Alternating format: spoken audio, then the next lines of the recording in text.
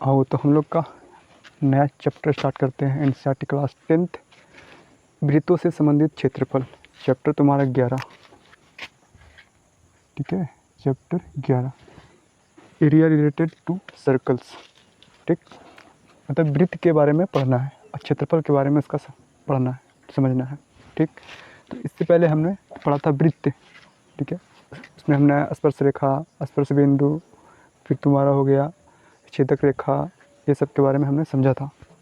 ठीक है, अब समझते हैं कि क्षेत्रफल कैसे निकालेंगे। क्षेत्रफल कहने का मतलब कि देखो, ये तुम्हारा है वृत्त, ये तो अंडा हो गया, वृत्त तो नहीं हुआ। अंडा को वृत्त बनाते हैं।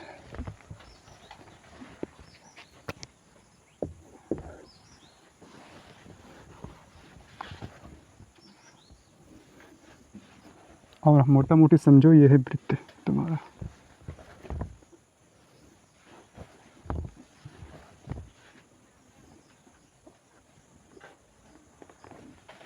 ठीक है, देखो ये रहा वृत्त। यहाँ पे हमारा क्या होता है, सेंटर होता है, यानी केंद्र होता है। ठीक, इसको ओ से या फिर सी से रिप्रेजेंट करते हैं, समझो। और यहाँ से यहाँ तक का डिस्टेंस, ये हमारा त्रिज्या होता है। ये समझो कि ये तुम्हारा साइकिल का पहिया, टायर तुम्हारा है रिंग जैसा, और ये स्पोक जो है ये तुम्हारा त्रिज्या, आर से नोट करते हैं, इसको बोलते हैं त्रिज्या। ठीक है, रेडियस। अब ऐसे ही दो वो त्रिज्या मिल जाएगा। जैसे देखो, ये हो गया तुम्हारा, ये भी त्रिज्या है, ये भी त्रिज्या है। जितना इसका डिस्टेंस होगा उतना ही इसका होगा। ठीक है, तो इसको कहेंगे व्यास। ठीक, डायमीटर, समझो। अब बताओ ये क्या है तुम्हारा, ये भी क्या है, त्रिज्या। ठीक, अब ये भी बताओ, ये भी तुम्हारा त्रिज्या है। कोई दिक्कत यहाँ तक नहीं। अब दिक्कत नहीं है तो इसको क्या बोलते हैं, ये तुम्हारा जो गोल सा है ना, ठीक है, देखो इसको बोलते हैं परिधि, परिमाप। कुछ स्टेप से है तुम्हारा।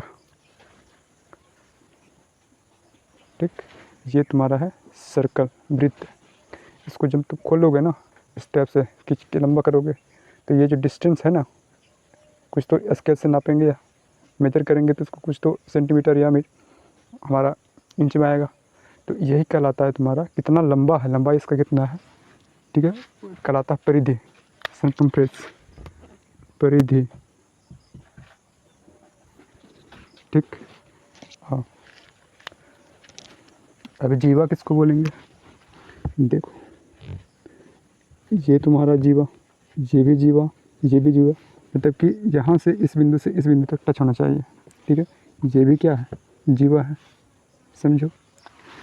और सबसे बड़ी जो जीवा होती है, डायमीटर होती है, यानी कि व्यास होती है वृत्त का, जो कि केंद्र से मतलब टच के होना होता है, समझो।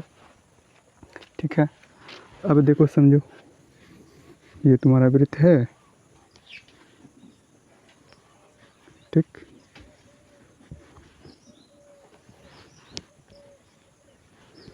ये तुम्हारा सेंटर है।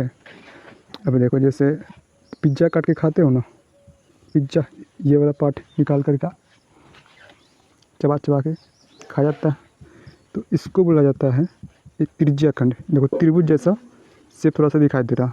ठीक है, नीचे वाला जो है कर्व है, बट ये त्रिभुज जैसा है, त्रिज्या खंड।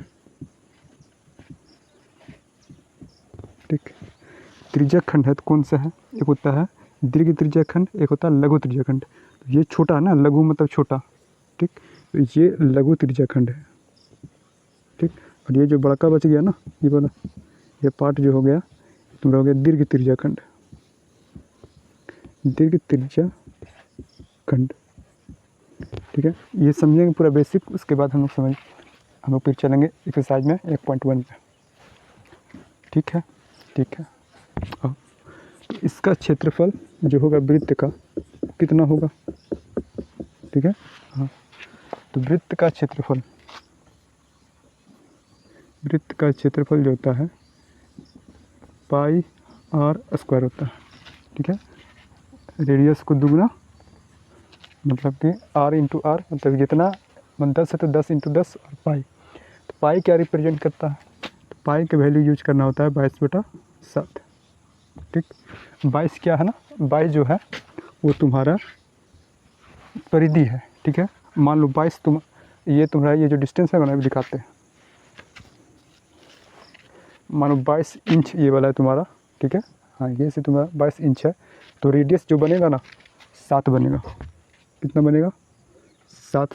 मान 22 इंच है, ठीक है, तो इसका रेडियस कितना बनेगा, तो 7 इंच।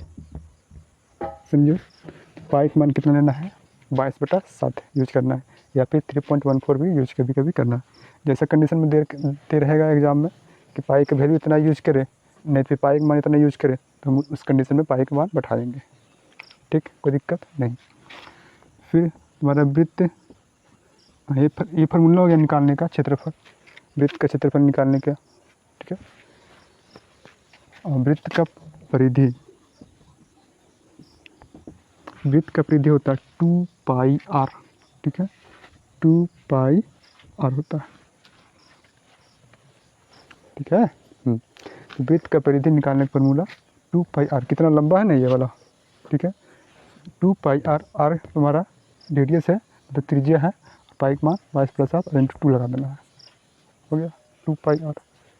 समझो। अब ये तुम्हारा हो गया क्लियर। इधर इसमें आ जाओ। अब एक होता है दीर्घ त्रिज्या खंड, एक होता है लघु त्रिज्या खंड, पिज्जा वाला पार्ट।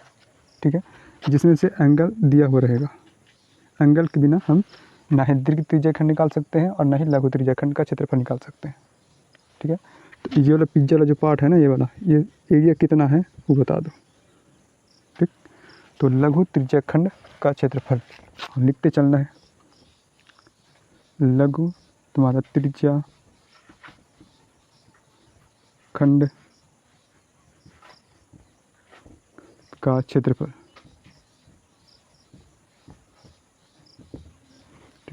लघु त्रिज्या खंड का क्षेत्रफल, और एक होता है दीर्घ त्रिज्या खंड का क्षेत्रफल। दीर्घ त्रिज्या खंड का क्षेत्रफल, दीर्घ त्रिज्या खंड का क्षेत्रफल यानी कि इसको, ये वाला पार्ट जो है ना लघु त्रिज्या खंड का क्षेत्रफल छोड़ा करके ये वाला जो पार्ट बचा है, मतलब कि पाई आर स्क्वायर पूरा में से ये वाला माइनस करेंगे तो ये निकल जाएगा। ठीक, तो इसका एरिया निकालने का फॉर्मूला हमें ज्ञात होगा तभी ना हम निकाल पाएंगे ये वाला। बोलो, और नहीं तो फिर डायरेक्ट भी निकाल सकते हैं डायरेक्ट फार्मूला से। तो theta by 360 degree into pi are square, क्षेत्रफल निकाल रहे हैं ना, तो क्षेत्रफल निकाल रहे हैं तो क्षेत्रफल यहाँ पे यूज करेंगे। समझो, और दीर्घ त्रिज्या खंड का क्षेत्रफल यानी कि ये वाला पार्ट कुछ इस तरह से है, ये वाला पार्ट, इसको छोड़ करके, तो 360 डिग्री माइनस थीटा, थीटा को दिया हुआ रहेगा तभी निकल पाएगा, बटा में 360 डिग्री और इंटू पाई आर स्क्वायर हो गया तुम्हारा फार्मूला। तो वृत्त का क्षेत्रफल पाई आर स्क्वायर, वृत्त का परिधि यानी कि कितना लंबाई है 2πr, लघु त्रिज्या खंड का क्षेत्रफल theta by 360 degree into pi are square यानी लघु ये वाला। ठीक है, जो कि थीटा तुम्हारा एंगल दिया रहेगा 30 डिग्री, 60 डिग्री, 90 डिग्री जो भी है वो दिया हुआ रहेगा। ठीक, दीर्घ त्रिज्या खंड का क्षेत्रफल यानी कि ये वाला पार्ट छोड़ा करके ये वाला एरिया हमारा कितना हो जाएगा 360 डिग्री माइनस थीटा बटा में 360 degree into pi are square. समझो। अब देखो ये वाला जो है तुम्हारा, इसको हम सीधा करेंगे ना, कुछ तो इसका मतलब कि डिस्टेंस होगा, कुछ तो लंबाई होगा, तो इसको बोलते हैं चाप की लंबाई। ठीक है, आर्क ऑफ लेंथ,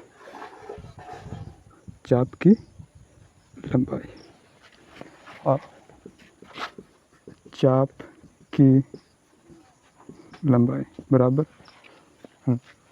कुछ नहीं करना, एक तरह का परिधि है तुम्हारा। ठीक है, परिधि है, परिधि का फॉर्मूला लगेगा फिर थीटा बटा 360 डिग्री, ठीक है, इंटू तुम्हारा 2πr हो गया। समझो। अगर ये वाला निकालने को कहेगा तब ये वाला निकालने को इतना डिस्टेंस ये वाला, तो क्या करेंगे अपन 2πr, यानी वृत्त का परिधि पूरा निकाल लेंगे। पूरा में से अपन क्या करेंगे, ये वाला निकाल करके माइनस कर देंगे तो निकल जाएगा। कोई दिक्कत नहीं। जब दिक्कत नहीं है तो फिर और समझो, और क्या समझना है, आओ अब समझो। देखो